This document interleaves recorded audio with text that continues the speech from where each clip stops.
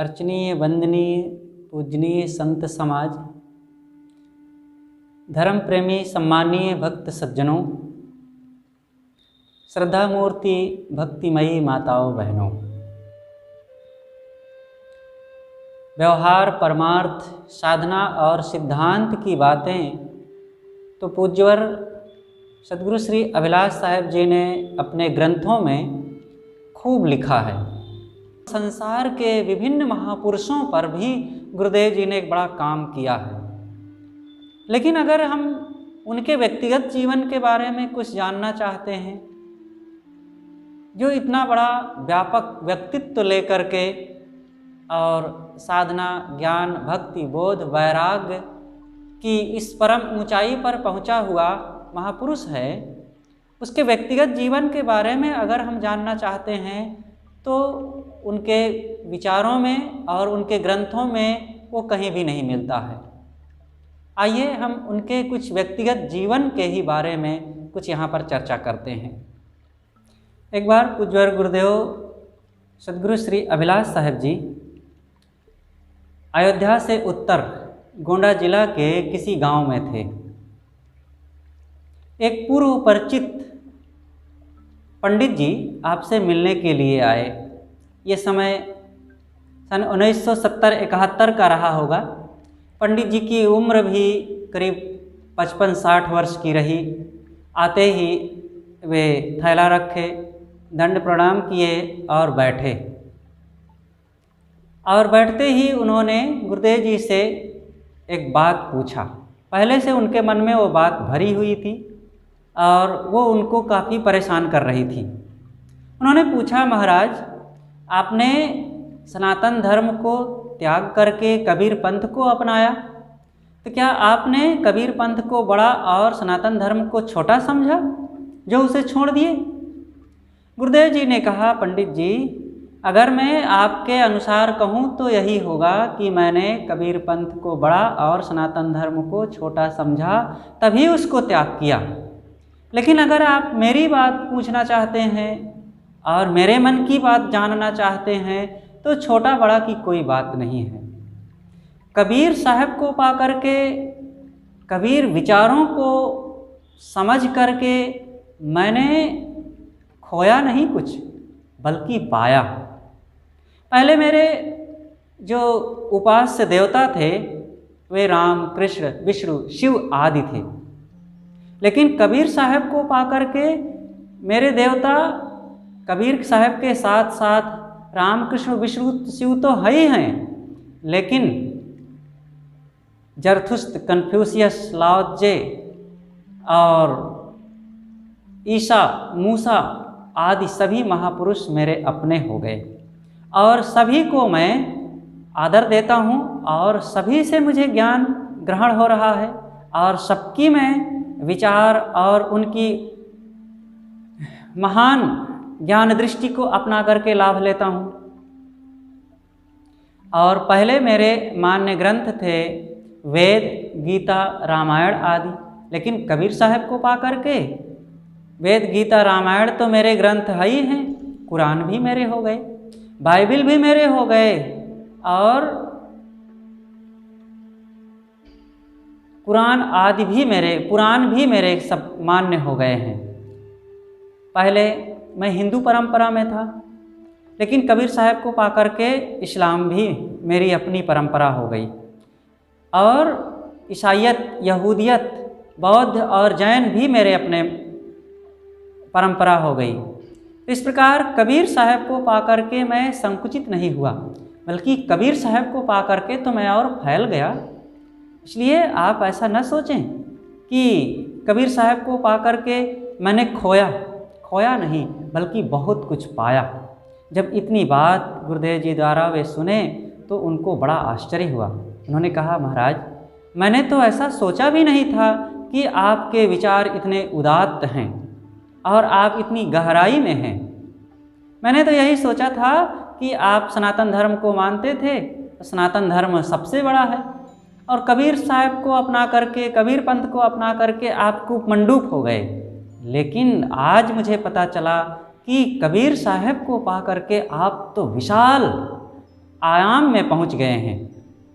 इस प्रकार से सद्गुरु कबीर का जो दृष्टिकोण जिसे मिल जाता है वो संकुचित नहीं होता, वो व्यापक हो जाता है। गुरुदेव जी अनेक भ्रम मान्यताओं से भी अपने आप को अलग निकाला ही और साथ साथ समाज को भी एक बहुत बड़ी व्यापक दृष्टि दिया। अनेक जो ऊंच नीच की भावनाएं, छोटी बड़ी जातियों की भावनाएं, लोग चाहे जितना शिक्षित हो जाए, चाहे जितने विद्वान हो जाएं, बुद्धिमान हो जाएं, योग्य हो जाएं, लेकिन जाति के नाम पर, गोत्र के नाम पर, संप्रदाय के नाम पर अधिकतम लोगों में अहम और हीनत्व की भावना भरी रहती है। इन सब बातों को भी गुरुदेव जी ने खूब अच्छी तरह से निकाला। एक बार एक नवयुवक गुरुदेव जी के पास आया, कुछ दिन रहा और फिर उसके मन में विचार हुआ कि अब मैं गुरुदेव जी के पास रह कर के ही साधना करूँगा और अपने कल्याण का काम करूँगा। तो हिम्मत करके वो गुरुदेव जी के पास एक दिन बैठने के लिए आए और बात करते हुए कहा कि गुरुदेव मैं आपके पास रहना चाहता हूँ, लेकिन मेरी जाति, जैसे ही इतना ही उन्होंने कहा तो गुरुदेव जी ने कहा बस बेटा बिल्कुल चुप रहो, पहले तुम ये बताओ कि तुम मुझे क्या मानते हो। उन्होंने कहा कि मैं आपको गुरुदेव मानता हूँ। तो गुरुदेव जी ने कहा कि जब तुम गुरु मुझे मानते हो तो तुम मेरे शिष्य हो गए, और शिष्य पुत्र की तरह होता है। तो पिता अपने पुत्र से जाति पूछे और जात पूछ करके उसका मूल्यांकन करे। अगर ऐसा पिता की समझ है, ऐसी उसकी बुद्धि है, तो पिता तो बिल्कुल बेवकूफ़ है। लेकिन बेटा तुम आज से कभी ये जाति शब्द का नाम मत लेना। तुम अगर मुझे गुरु मानते हो तो तुम मेरे पुत्र हो, मेरे शिष्य हो, और जो मैं हूँ वही तुम हो। इसलिए छोट बड़े की कोई भावना नहीं है, ऊंच नीच की यहाँ कोई बात ही नहीं है। तुम मेरे प्यारे पुत्र हो और तुम यहाँ रह करके बस साधना का काम करो। अपने मन की सारी ग्रंथियों को तोड़ करके अपने आप को पूर्ण निर्ग्रंथ बनाओ, निर्मोह और निष्काम बनाओ। बस जो मैं हूँ वही तुम हो। इस प्रकार से कोई छोटे बड़े की यहाँ बात ही नहीं है। गुरुदेव अनेक प्रदेशों में सन 53 से लेकर के सन 2012 तक आपका अनवरत भ्रमण चलता रहा, और इस भ्रमण के दरमियान में बोध, विचार, शांति, साधना, ज्ञान, अध्यात्म की बातें, स्वरूप ज्ञान की बातें, सदाचार और व्यवहार की बातें, पारिवारिक एकता की बातें तो खूब बताते ही रहे। लेकिन आपने समस्त अंधविश्वासों का भी खूब निराकरण किया, चाहे वो देवी देवता की बात हो, और चाहे भूत प्रेत की बात हो, चाहे देवी और जादू टोना की बात हो, और चाहे दिशाशूल शकुन अपशकुन की बात हो, और चाहे अंडा मांस मछली शराब गांजा भांग बीड़ी सिगरेट आदि दुर्व्यसनों की बात हो। हर चीज़ का साहब ने स्पष्ट समाधान दिया जो जीवन में अनुपयोगी है और जिससे हमारे शांति, सदाचार, सद्गुणों की हानि होती है, उनका ठीक से आपने ऑपरेशन किया। और जिन चीज़ों से जीवन का मूल्य बढ़ता है और व्यक्ति आत्मज्ञान, स्वरूप ज्ञान की ऊंचाई पर चढ़ता है, उन चीज़ों को गुरुदेव जी ने स्थापित किया, और उसके लिए साधकों के मन में, जिज्ञासुओं के मन में आपने श्रद्धा जगा दिया। उसको नए ढंग से पुनः अपने शब्दों में, सरल भाषा में और बड़े ही मार्मिक ढंग से आपने प्रस्तुत किया, जिसके कारण पुनः लोगों में एक नई जागृति आ गई और लोगों ने उसको खूब अपनाया। एक बार आप छत्तीसगढ़ में थे। एक बार की बात क्या, सब समय लगभग आप जहाँ भी रहते थे, भूत प्रेत, जादू टोना आदि का तो खूब खुल करके खंडन किया करते ही थे। आप तो यहाँ तक कहते थे कि अगर कोई भूत प्रेत, ओझा सोखा, बैगा और जादू टोना है तो जो कोई बैगा हो, जो कोई उसका पुजारी हो, और ला करके वो हमारे ऊपर कर दे, और हम ले जा करके प्रयाग के गंगा में उसको विसर्जित कर देंगे। अगर वे हमसे डरते हैं, भूत प्रेत हैं और हमसे डरते हैं कि महाराज हैं और संत हैं, हम उनका कुछ नहीं बिगाड़ पाएंगे, तो वे आकर के हमारे सामने हाथ जोड़ करके कह दें कि महाराज हमारा खंडन ना करें और हम हैं, लेकिन ऐसा कहीं कुछ नहीं है। भूत प्रेत जादू टोना आदि बिल्कुल 100% झूठी बातें हैं, केवल हमारे मन का भ्रम है और कोरा का कोरा ये मिथ्या ज्ञान है। इसलिए इन बातों पर कभी विश्वास नहीं करना चाहिए, पूरी ये झूठी बातें हैं। तो इतने में सामने ही एक बैगा बैठा हुआ था। गुरुदेव जी को तो कुछ पता नहीं था ये कौन है, थोड़ा विचित्र वेशभूषा भी उसका था। ये छत्तीसगढ़ की घटना है। तो पास में कुछ लोग बैठे हुए थे, तो उन लोगों ने उस बैगा का परिचय देते हुए कहा कि साहब ये इस क्षेत्र के एक बड़े बैगा हैं। तो गुरुदेव जी ने उनको इशारा करते हुए कहा कि बताओ तुम क्या जानते हो। तो वो घबरा गया। उन्होंने कहा महाराज हम कुछ नहीं जानते हैं, हम कुछ नहीं जानते हैं। उसने सोचा होगा कि शायद महाराज जी हमसे भी बड़े बैगा होंगे, और वो बिल्कुल डर गया। कहा कुछ भी हम नहीं जानते हैं। वास्तव में ये सब कुछ है ही नहीं है। ऐसे अबोधी लोग जो स्वयं शराब कबाब अंडा मांस मछली में जकड़े हुए और गंदे रहन सहन में जी रहे हैं, उनके पास कोई बोध विचार तो है ही नहीं। बस लकीर के फ़कीर पूर्व की परंपरा को पीटते चले आते हैं और उसी को और नए ढंग से नए शब्दों में अपनी विद्या शिक्षा का भी आधार दे करके समाज में और लोगों को वर्गलाते हैं और भटकाते हैं। और ये भोली जनता भी बिना समझे बूझे पूर्व में ऐसे होता आया है, इसलिए हम भी माने। नहीं मानेंगे तो हमारा अशुभ हो जाएगा, हमारे पुत्र परिवार घर धन की हानि हो जाएगी। ये सब दुनिया की चीज़ों का लोभ ही तो मनुष्य को अंधविश्वास अज्ञान आसक्ति और अहंकार में डुबा करके रखा है। जब तक सब तरफ से अपने मन को निकाला नहीं जाता है, तब तक ये मन का मिथ्या ज्ञान निकलता नहीं है। गुरुदेव जी जिस प्रकार से अज्ञान अंधविश्वास का निराकरण करते थे, उसी प्रकार से आप कर्मठ भी थे, आप सेवा परायण भी थे। आप अपने गुरुदेव जी के पास रह करके जो भक्ति निभाया है, उस भक्ति के बल पर, सेवा के बल पर और अपने इस ऊंचे स्वभाव के बल पर आपने सब कुछ प्राप्त कर लिया है। एक बार आप बनारस में थे, एक पलटू साहब अखाड़ा के एक संत थे प्रभुदास जी महाराज, और वे गुरुदेव जी के मित्र भी थे। समय समय से काशी में वे भी पढ़ते थे और गुरुदेव जी भी वहीं रह करके प्रकाशन का कार्य भी करवाते थे। तो अपने मित्रों से एक बार उन्होंने कहा कि अभिलाष साहब जी ने अपने गुरु के पास रह करके जो पाना था, जो करना था, वही काम किया और वो सब कुछ पाए। हम लोग तो पढ़ने लिखने के चक्कर में पढ़ करके शब्दों को ही पछोड़ते रह गए, और वे पढ़ाई लिखाई के चक्कर में पड़े रही।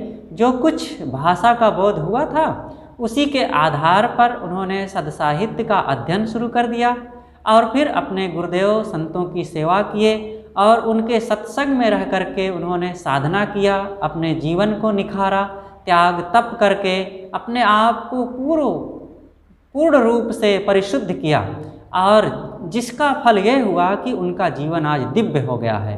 और हम लोग ना गुरु संतों की सेवा किए, न सत्संग किए, न साधना किए, न संयम किए और न त्याग किए, बस शब्दों को पढ़ने के चक्कर में पड़ गए और जहाँ के तहाँ रह गए।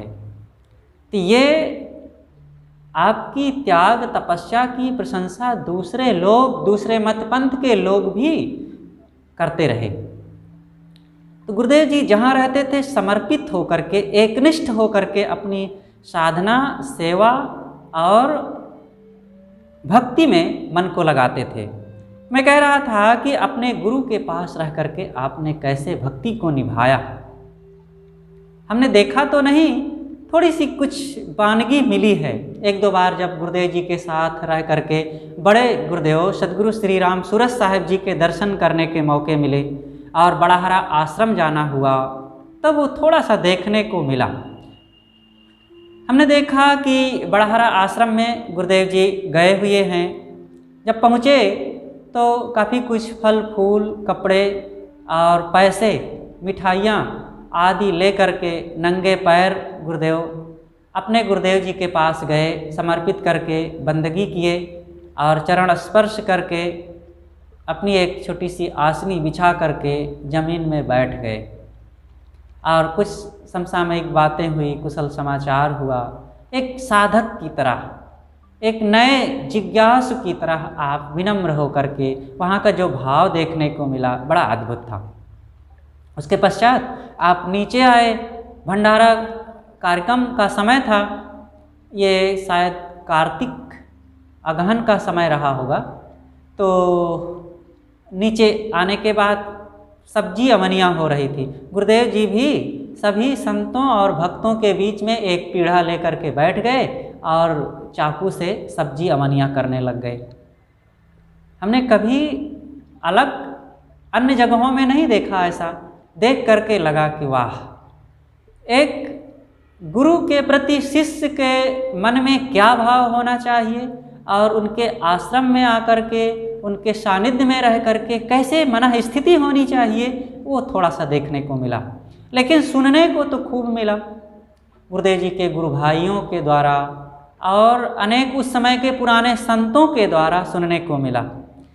सुनने को यह मिला कि गुरुदेव जी कभी भी अपने गुरु के पास निकट रह करके खड़ाऊँ नहीं पहनते थे, नंगे पैर उनके पास जाते थे।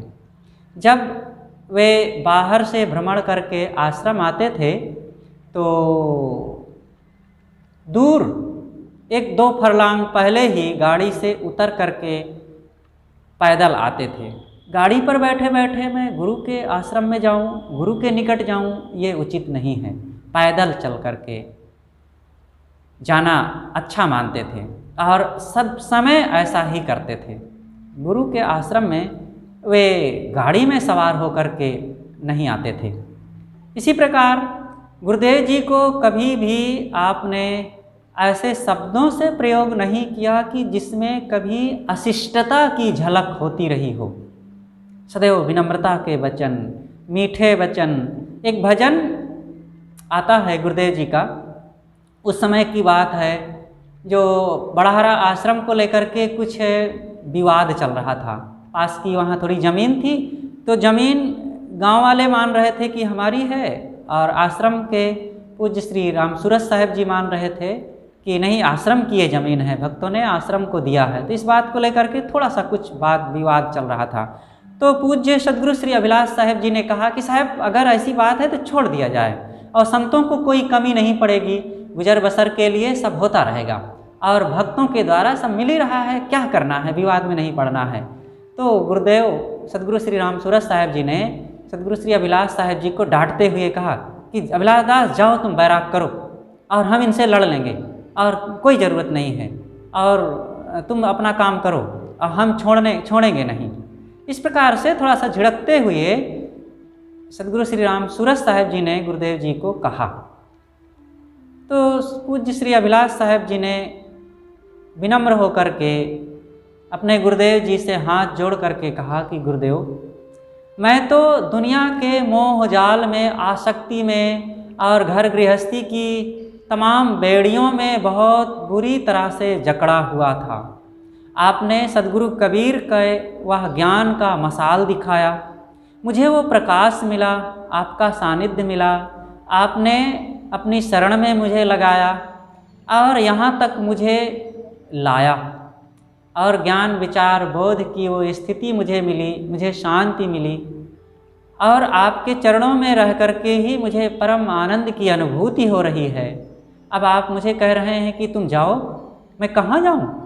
आपको छोड़ करके और कोई जगह हो जहाँ पर मेरा कल्याण हो सके, जहाँ मुझे शांति मिल सके और जहाँ पर मेरा निस्तार हो सके, आप ही बताइए मैं कहाँ जाऊँ?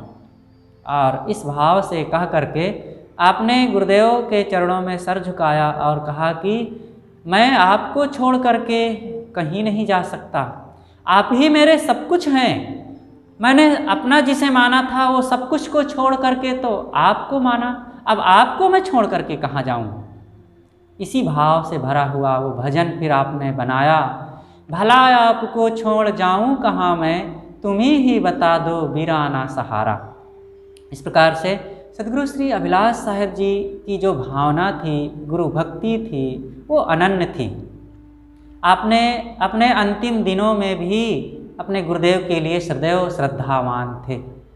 एक बार उन्होंने हमसे चर्चा करते हुए कहा कि हमारे गुरुदेव ने हमें अपनी शरण में लगाया और लगा करके हमें वो कल्याण का, सद्गुरु कबीर का, स्वरूप ज्ञान का वो रास्ता दिया जिसको पा करके मेरा जीवन कृतार्थ हो गया।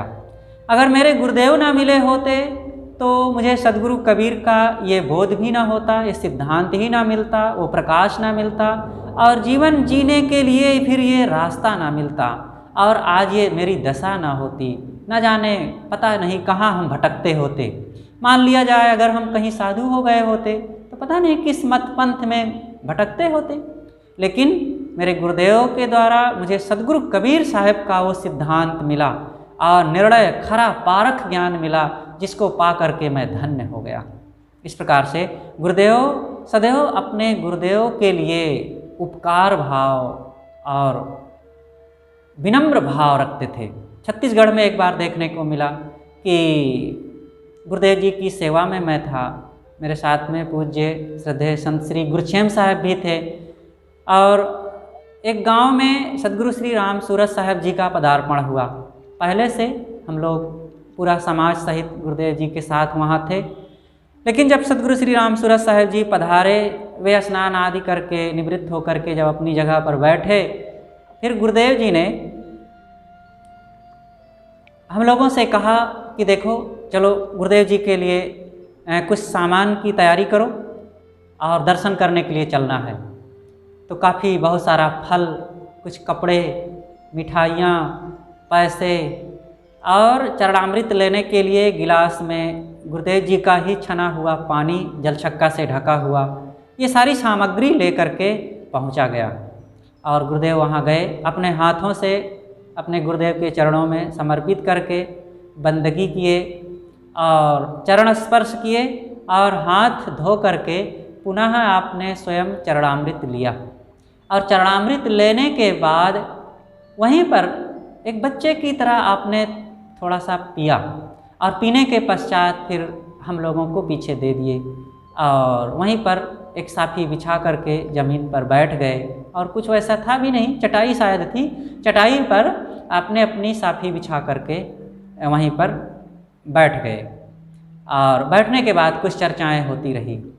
तो ये एक सच्चे शिष्य का अपने गुरु के प्रति क्या कर्तव्य होना चाहिए, ये सारी चीज़ें देखने को मिली और जो हमारे जीवन के लिए, समस्त साधकों के लिए, और फिर ये कोई नई बात नहीं है। जहाँ कहीं भी जिस मत पंथ में सच्चे शिष्य हुए हैं, सच्चे साधक हुए हैं, वे अपने गुरुजनों के लिए सदैव उपकार भाव, सदैव आदर और श्रद्धा भाव, विनम्र भाव रखे ही हैं। ये कोई नई चीज़ नहीं है, ये पूरा काल से हजारों हजारों वर्षों से यही हुआ है।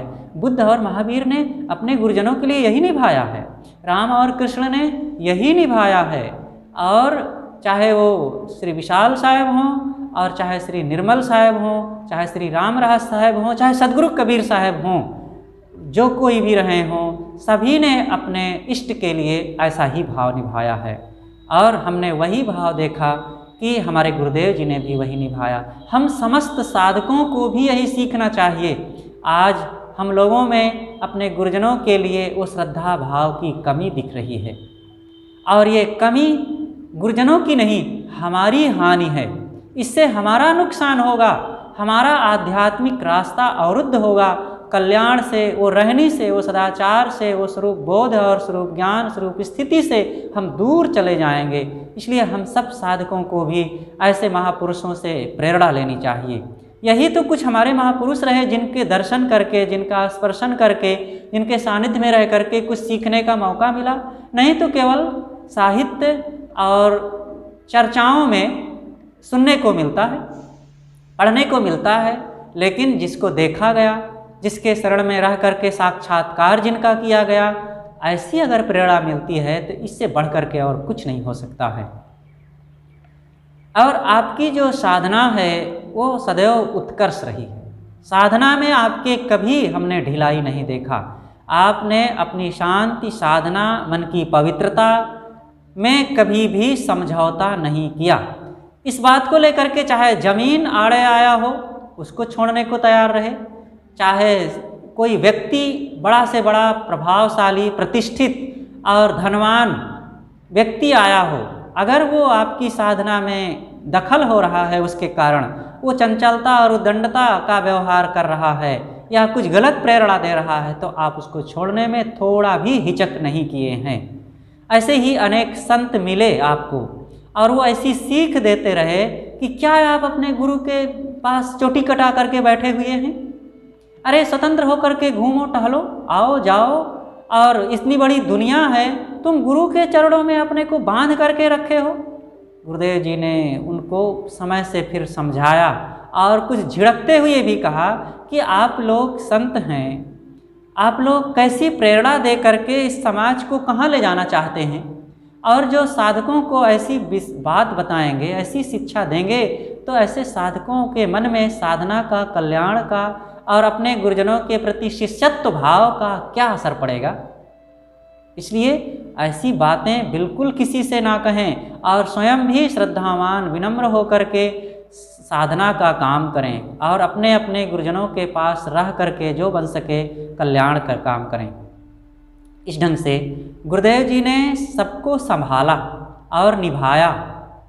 आपकी सेवा भावना स्थूल रूप से भी अनेक प्रकार की बहुत ही अच्छी और प्रेरणाप्रद रही है। एक बार इलाहाबाद प्रीतम नगर आश्रम की ये बात है। आप अक्सर ऊपर जहाँ पर सब संत भोजन करते थे वहीं आप भी किया करते थे, लेकिन आप कुछ पहले कर लेते थे क्योंकि साथ में करने से अन्य संतों को संकोच हुआ करता था।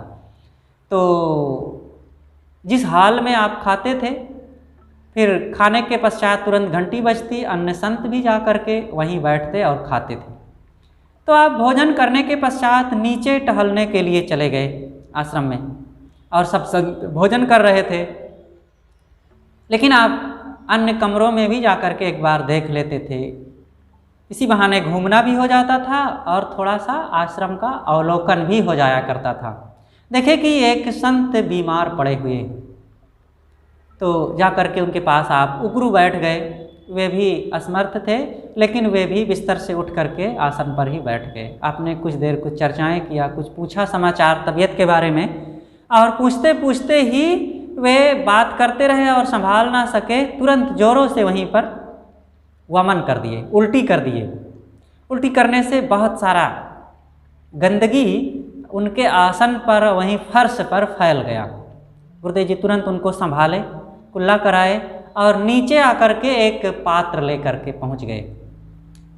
तसला लेकर के वहाँ पहुँचे और अपने हाथों से उसको समेट करके तो पूरा तसला में भरे और वहाँ पर कोई कपड़ा ला करके सफाई भी कर दिए और ले जा करके नीचे उसे फेंके। एक अपने शिष्य के लिए एक गुरु ऐसा करे, ऐसा हमने नहीं देखा था।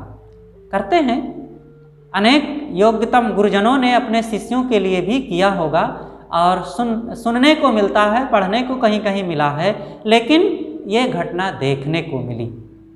छत्तीसगढ़ में एक बार गुरुदेव जी थे, उनका ही एक शिष्य था जो सेवा में आपके लगा हुआ था।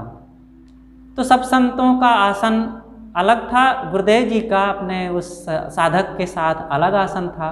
भोजन के पश्चात आप अपने कक्ष में आए, देखे कि उस शिष्य को बुखार जोरों से लगा हुआ है, अन्य कोई था नहीं। तो आपके विश्राम का समय था, लेकिन आपने विश्राम करना छोड़ करके उसके पास आए, देखे माथा टटोल करके कि काफ़ी बुखार है।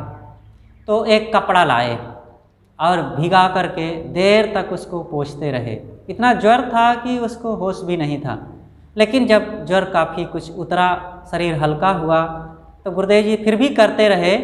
तो तब उसे लगा कि गुरुदेव जी कर रहे हैं, तुरंत वे हाथ पकड़कर गुरु जी का अलग कर दें, कहें गुरु जी आप ये मत करिए।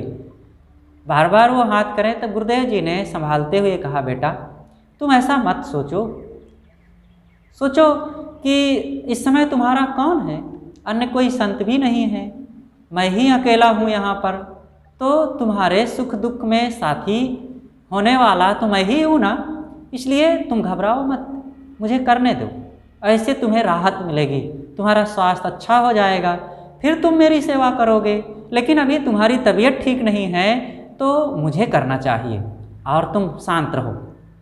इस प्रकार से प्यार से उसको समझाते हुए गुरुदेव जी ने उसकी सेवा किया। उसके माथे पर, पूरे शरीर पर भीगे हुए कपड़ों की पट्टी लगाते रहे और उसका बुखार नॉर्मल हुआ। इस प्रकार से आपने अपने शिष्य के लिए भी ऐसी सेवा की उदारता दिखाई, और केवल शिष्य के लिए ही नहीं, भक्तों में भी आपने बहुत कुछ ये सेवा का कार्य किया है। एक दो घटना नहीं, अनेक घटनाएं यहाँ पर याद आती हैं मुझे कि गुरुदेव अनेक गांवों में, अनेक जगहों में, जहाँ पर लोग गांव से निकल करके बस गांव के बाहर ही गली में, रास्ते में टट्टी खूब कर दिया करते थे। लेकिन आपने देखा कि यहाँ पर बहुत गंदगी पड़ी हुई है और यहीं से होकर के लोगों को अनेक बार आना जाना पड़ता है, और यहाँ इतनी गंदगी। तो अपने साधक से कहे कि जाओ तुम फावड़ा और टोकरी लेकर के आओ, इसकी सफाई करना है। ले आए तो गुरुदेव जी ने कहा कि तुम बताओ कहाँ कहाँ है और मैं सब साफ करता जाऊँगा। लेकिन साधक माना नहीं और उन्होंने कहा कि नहीं गुरुदेव, मैं करूँगा।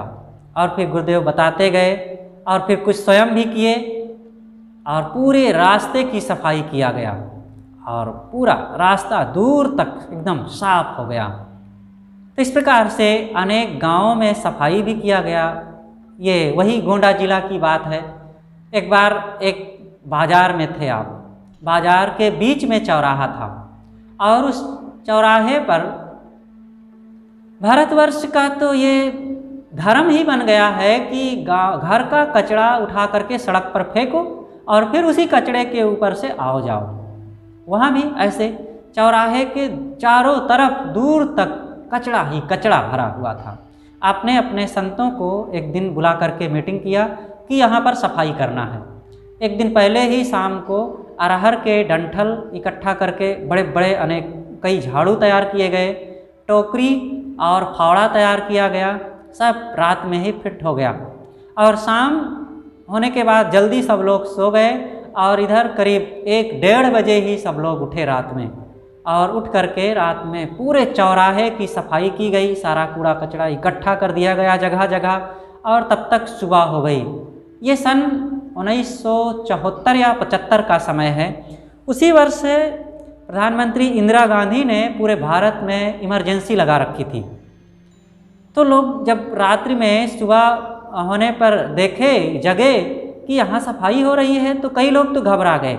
उन्होंने कहा कि ये इंदिरा गांधी के भेजे हुए कुछ एजेंट लोग हैं, पता नहीं क्या खतरा होगा। हम लोगों ने गंदगी फैलाई, लोग सफाई कर रहे हैं, अब हम लोगों के ऊपर न जाने कौन सी विपत्ति आई। लेकिन जब प्रकाश हुआ, थोड़ा देखे कि हमारे वे संत हैं जिनके सत्संग में जा कर के हम लोग उनके ज्ञान विचार से लाभान्वित होते हैं और जिनको बुला करके हम पूजते और सेवा करते हैं, वही आज रात्रि में हमारे गांव मोहल्ले की वे सफाई कर रहे हैं। तब सबको बड़ा आश्चर्य हुआ और फिर गांव के लोग भी कुछ इकट्ठे हुए। आकर के बैलगाड़ी एक लाया गया और उस बैलगाड़ी में सारा कूड़ा कचरा भर करके दूर जा कर के फेंका गया। इस प्रकार से सद्गुरु श्री अभिलाष साहेब जी ने सफाई के मामले में भी अनेक बार अनेक जगहों में इन चीज़ों की खूब उदारता दिखाई। और ये छोटे छोटे तो हमने अनेक जगह देखा ही।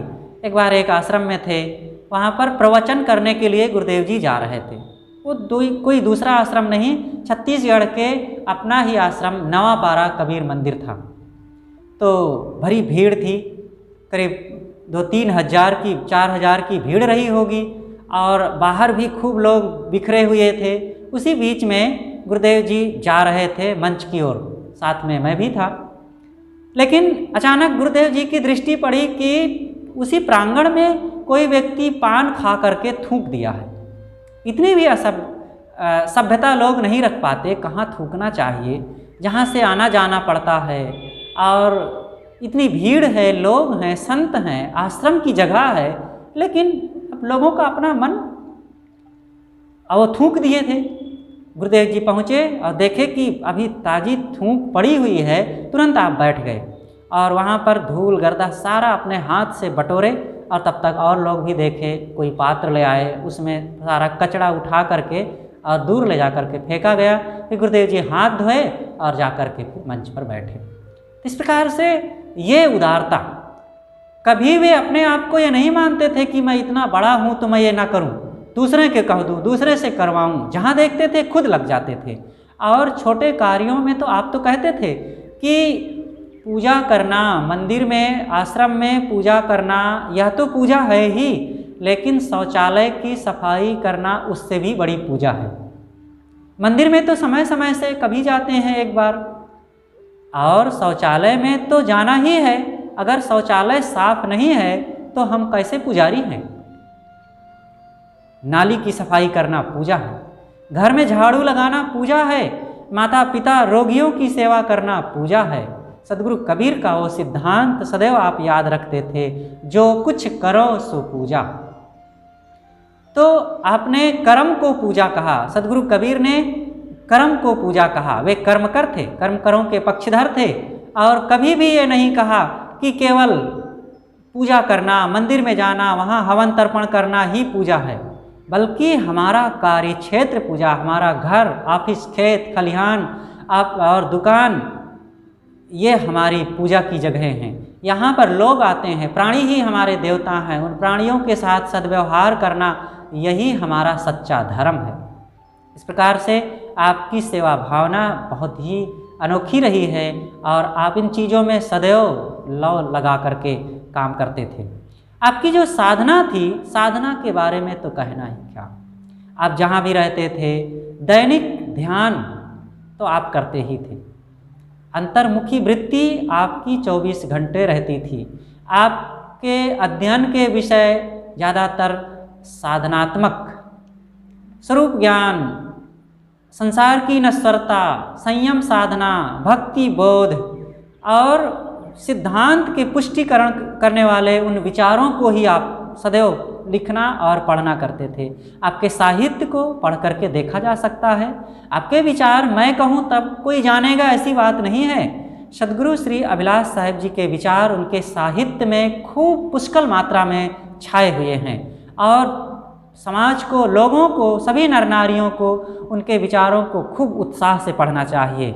वर्तमान युग के वे महान युग पुरुष हैं, और उनके विचारों को पढ़ करके ही मानवता अध्यात्म के क्षेत्र में, कल्याण के क्षेत्र में आगे बढ़ सकती है। जो सदगुरु कबीर ने आज से 550 वर्ष पूर्व जिस साहस और क्रांति के साथ और निर्भयता के साथ अपनी बातें कहा है, वही साहस, वही निर्भयता, वही उत्साह और वही क्रांति के साथ सदगुरु अभिलाष साहेब जी ने भी उनकी वाणियों पर लिखा है, और अपने जीवन में भी वही काम किया है। तो सदगुरु श्री अभिलाष साहेब जी एक ऐसे अद्भुत संत हैं कि वर्तमान युग में हम ये कहें तो ज़्यादा नहीं होगा कि वे एक युग पुरुष हैं। सदगुरु श्री अभिलाष साहेब जी कबीर पारक संस्थान इलाहाबाद में सन 1992 से ध्यान शिविर का आयोजन करते हैं। इसके पहले ध्यान संतों में होता था, वे छुट-पुट अपनी अपनी जगहों में रह करके करते थे, जब जिनको जहाँ अवसर पड़ता था। और ये ध्यान की परंपरा कोई नई नहीं है। ध्यान की परंपरा वैदिक युग में रही, और बुद्ध महावीर की परंपरा में तो थी ही। अनेक वेदांतियों में भी, सन्यासियों में भी ये खूब परंपरा रही है। मतलब पूरा काल से ऋषि मुनियों ने ध्यान और आत्मज्ञान, स्वरूप स्थिति की बातें खूब कहा है। हमारी इस कबीर साहब की परंपरा में सदगुरु कबीर महान ध्यानी और योगी थे ही। सदगुरु अभिलाष साहेब जी ने उसको एक नया रूप दिया। अभी तक कोई शिविर रूप में नहीं चलता था, अपनी अपनी इच्छानुसार, अपने समयानुसार लोग ध्यान करते थे। लेकिन गुरुदेव जी ने एक सघन रूप से लोगों को इकट्ठा करके ध्यान संबंधी खूब विचार देते हुए और उसका पुष्टिकरण करते हुए और उसकी अनेक वैचारिक सामग्री देते हुए गुरुदेव जी ने ध्यान के बारे में ध्यान शिविर लगाया, और जिसमें खूब लोग भाग लेते थे। इलाहाबाद, नवापारा कबीर संस्थान और सूरत में तो ये लगता ही रहा। छुटपुट और भी अनेक जगहों में ध्यान शिविर होते रहे बीच बीच में। और इलाहाबाद में आज जो अपना आश्रम है, वहाँ बराबर आज भी ध्यान शिविर चल रहा है। तो ये गुरुदेव जी की ही देन है। कि उन्होंने अपने जीवन में अंतर्मुखता स्वरूप स्थिति का काम तो किया ही, लेकिन दूसरों को भी इसको खूब सरल किया है। बीजक को समझने में जो बीजक बड़ा ही दुरूह लगता था, बड़ा ही कठिन लगता था, गुरुदेव जी की टीका व्याख्या पढ़ने के बाद आज बीजक कठिन नहीं रह गया है। आज सामान्य कम पढ़े लिखे नर नारी भी उसको बड़े अच्छे ढंग से पढ़ सकते हैं और समझ करके जीवन में उसका आचरण कर सकते हैं। तो सद्गुरु अभिलाष साहेब जी ने साधना के क्षेत्र में, ध्यान चिंतन के क्षेत्र में, सेवा के क्षेत्र में और वैराग्य के क्षेत्र में, समाज सुधार के क्षेत्र में आपने अद्भुत काम किया है। इस प्रकार से धीरे धीरे आपका एक लंबा समय जीवन का बीता। आप लगभग 80 वर्ष, 79 वर्ष तो पूरा हुआ ही, 80 में आप प्रवेश कर चुके थे। 80 वर्ष का समय रहा आपके, करीब करीब 25-30 साल की उम्र से आपके दांतों में काफ़ी कष्ट रहा करता था। बीच बीच में अनेक बार इतना दर्द हो जाता था कि बहुत मुश्किल हो जाता था, लेकिन उसका इलाज होता रहा और संभालते रहे। अनेक दवाइयों का भी प्रयोग होता रहा, ऐसे चलता रहा। सन 1999 में आप गुजरात में थे। उन दिनों आपको बहुत कष्ट हो गया था, तो अहमदाबाद में थे गुरुदेव जी। उस समय तो आपको आलू की सब्जी खाना भी कठिन हो गया था, तो किसी प्रकार से कुछ खाते थे, जूस पिया करते थे। उन्हीं दिनों ईरोड साउथ इंडिया में भी आपको जाना हुआ। वहाँ पर करीब करीब 10-15 दिन का समय था यात्रा का। वो भ्रमण करने के पश्चात वापस जब आए तो इलाहाबाद में फिर एक डॉक्टर सुशील, जो डेंटल अच्छे कुशल योग डॉक्टर हैं, तो उन्होंने गुरुदेव जी के दांतों को, पुराना दांत निकाल करके ब्रिज दांत लगाया। और एक दिन तो छत्तीसगढ़ के बोड़रा नाम के एक गांव में थे गुरुदेव जी, और खिचड़ी, दांतों में कष्ट था तो आपने कहा कि खिचड़ी बनाओ, खिचड़ी आज खाएंगे। खिचड़ी खा रहे थे, ढीली खिचड़ी, और खिचड़ी खाते खाते ही वो दांत निकल करके बाहर आ गए। तो वहाँ से चल करके धमतरी में फिर उसको निकाल ही दिया गया, और फिर वहाँ के एक डॉक्टर से बात करके ये निष्कर्ष निकाला गया कि अब ऐसे दांत लगवाना है जिसको निकाल करके सफाई किया जा सके, और वो लगवाया गया। लेकिन वह भी कुछ दिनों में ख़राब हो गया और ऊपर नीचे दोनों के दांतों को लगाने की ज़रूरत पड़ गई। तो ये समय सन 2012 का था। गुरुदेव जी ने यह निर्णय ले लिया कि अब नीचे ऊपर दोनों के दांतों को लगवाना है, और ये काम प्रीतम नगर के ही डॉक्टर मनीष जी, उन्हीं से सलाह लेकर के शुरू हुआ। अंतिम में जो कुछ दांत थे, यह हुआ कि इसको भी निकाल दिया जाए तभी वो लगाया जा सकता है। तो कुछ दांत थे उसको निकाल दिए गए, और निकालने के पश्चात फिर दांत दूसरे आर्टिफिशियल जो निकाल करके साफ़ किया जा सके वे तैयार किए गए। और तैयार करने के बाद वो दांत 24 तारीख को लगवा करके गुरुदेव जी वापस आए आश्रम में। जब आए तो 24 तारीख शाम को आना हुआ। 25 तारीख को उसको गुरुदेव जी ने लगा करके प्रयोग किया और प्रवचन भी किया। उन दिनों थोड़ा पीठ में दर्द भी हो रहा था, और काफ़ी करीब 10-15 दिनों से हल्का हल्का पीठ में दर्द समय समय से बढ़ भी जाता था।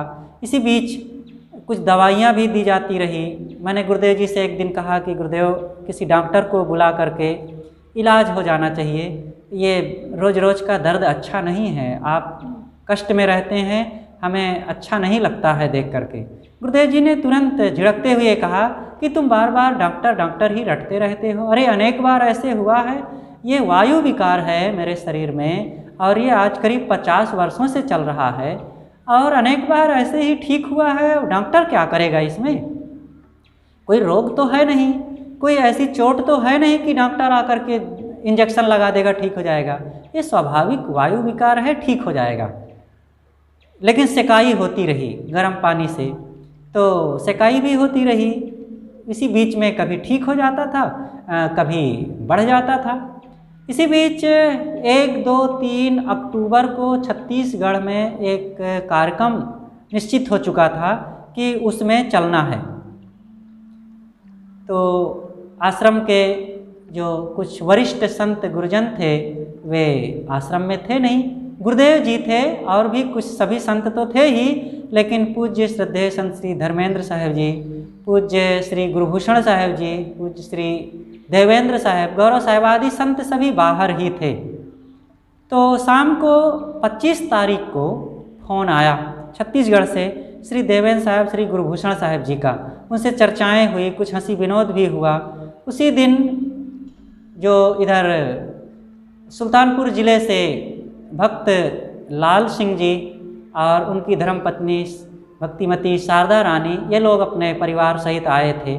उन्होंने ही भक्तों में गुरुदेव जी के माना जाए कि अंतिम दर्शन किया और वे लोग भी मिले और उन संतों से भी बातें हुई, हंसी विनोद भी हुआ, गुरुदेव जी भी हंस रहे थे। और फिर वो सब चले गए, फ़ोन भी समाप्त हो गया और फिर कक्ष में अपने जा कर के गुरुदेव जी काफ़ी देर तक बैठे। गुरुदेव जी से हमारी चर्चा होती रही। फिर अंतिम में गुरुदेव जी ने कहा कि आज तो काफ़ी दर्द ठीक है, काफ़ी राहत लग रही है, अगर ऐसे ही रहा तो सब ठीक हो जाएगा, कार्यक्रम भी हो सकता है और नहीं लगता है कि अब ये होगा, क्योंकि कितना रहेगा दर्द, अनेक बार ऐसे ठीक हुआ है, ये भी सब ठीक हो जाएगा। काफ़ी बातें होती रही, प्रसन्न रहे। मैंने गुरुदेव जी से कहा कि गुरुदेव आपको कई बार कष्ट हो जाता है, दर्द होता है, आप बताते नहीं हैं, और कभी ऐसा हो तो घंटी बजा करके, पास में घंटी रहती है, हमें बुला लिया करें, मैं रहता हूँ और आ जाऊँगा। कभी ज़रूरत पड़े कुछ सेवा करने की, सेकाई करने की, मालिश करने की या और किसी भी कार्य के लिए, तो आप किसी प्रकार से ऐसा न सोचें कि इसको कष्ट होगा।